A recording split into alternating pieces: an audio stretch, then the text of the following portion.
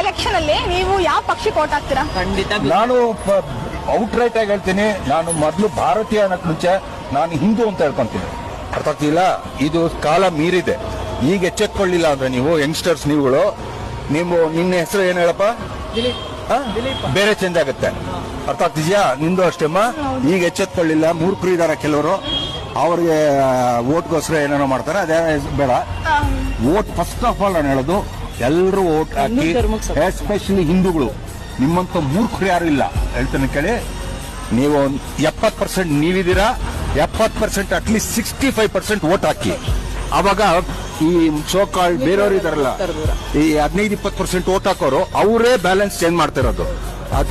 ಅವ್ರು ನಿಮ್ಮನ್ನ ಮಾಡಂಗ್ ಮಾಡ್ತಾ ಇದ್ದಾರೆ. ಸೊ ಎಚ್ಚೆತ್ಕೊಳ್ಳಿ, ಓಟ್ ಹಾಕಿ. ಯಾವ ಪಾರ್ಟಿ ಸೆಕೆಂಡ್ರಿ.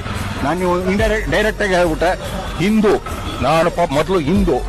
ಅದಕ್ಕೆ ನೀವಿರೋದು ಹಿಂದೂ.